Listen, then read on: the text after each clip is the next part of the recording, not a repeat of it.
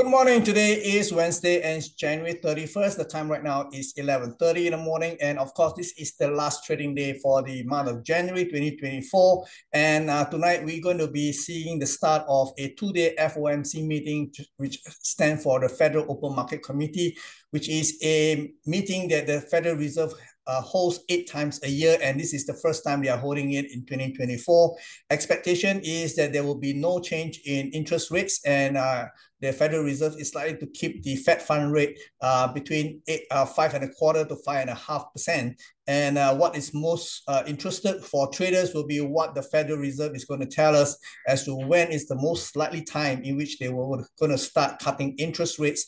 Because during the last FOMC meeting in December, the Fed allured to the possibility of rate cuts, and 3 cuts to be exact in 2024, while the market was expecting the Federal Reserve to actually cut 6 to 7 times in this year. So we'll see what happens, because there is a gap between the market expectation and what the Fed can do in the face of resurging inflation, as we can see in this month's CPI numbers, PPI numbers, as well as the PCE numbers, which suggest that inflation is bouncing back. And in the face of a resurging in inflation, it is highly unlikely the Federal Reserve will do anything drastic, especially in cutting interest rates. So most likely we're going to see interest rate remain unchanged for quite some time.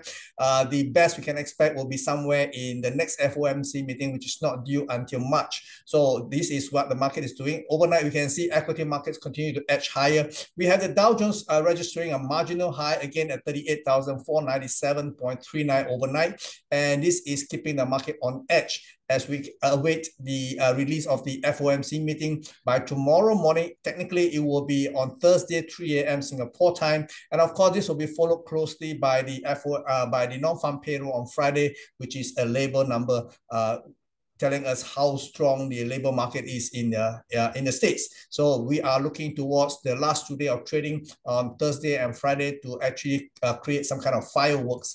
In the S&P 500, again, we have a marginal high at 4,931.09 overnight. However, the market closed a little bit weak towards the end, and let's see whether that will be the start of a peak in the equity markets. In the Nasdaq, we can see the Nasdaq actually come off without actually achieving any new high. This is the first time in almost a week now we don't see a new high in the Nasdaq 100. We can see the last high was actually traded exactly 1 week ago at 17,665.26. Since then, we do not have a new high, and this market right now is vulnerable to the downside, at least for profit taking. So do watch out for further losses in the Nasdaq.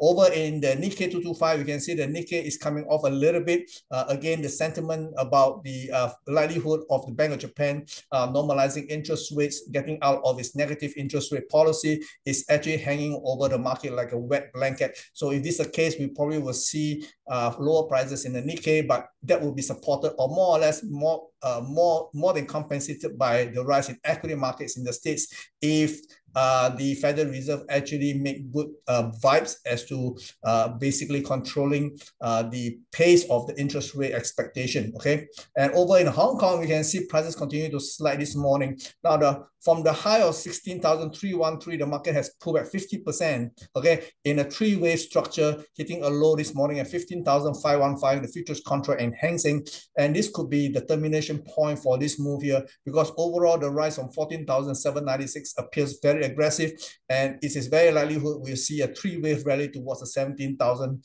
levels over time. And over in the dollar itself, you can see dollar remains very well beat. You can see the dollar traded to an overnight low of 102.97 and is currently trading to the upside just above 103.43. So this is actually setting the stage for higher prices in dollar index, possibly gunning for the 104.22 to 104.44 levels going forward.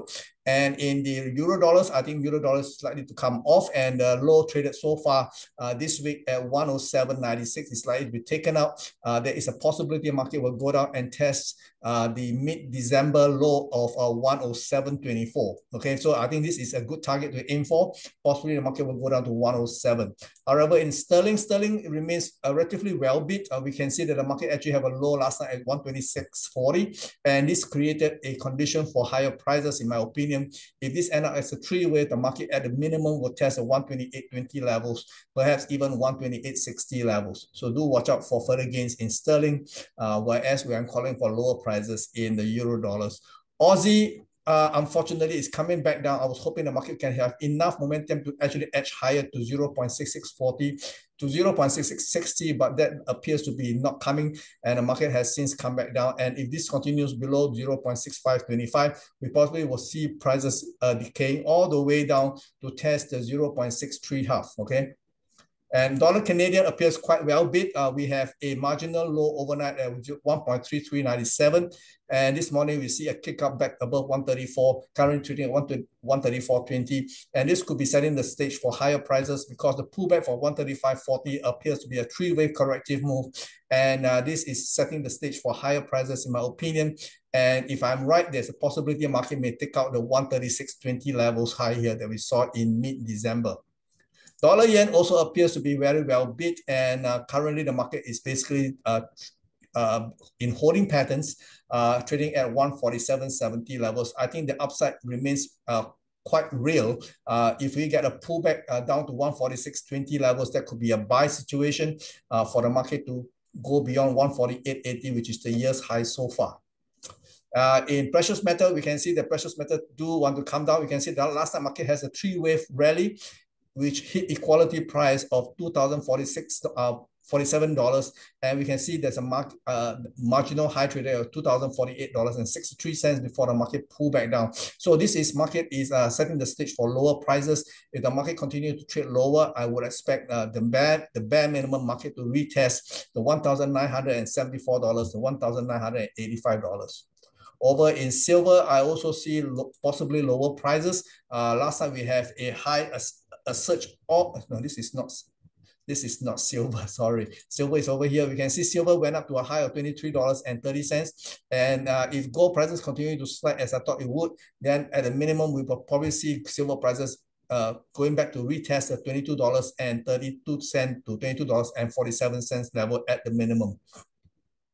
Oil has spiked to $79.25 as sin has been coming down.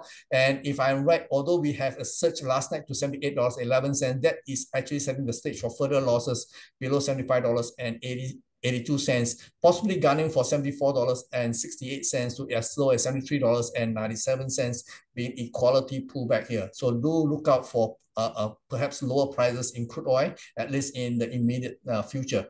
Bitcoin does appear to be setting the stage for further losses. We can see that Bitcoin traded to a high yesterday at 43,944 and 66 cents, marginally above the previous swing high here at $43,536.86.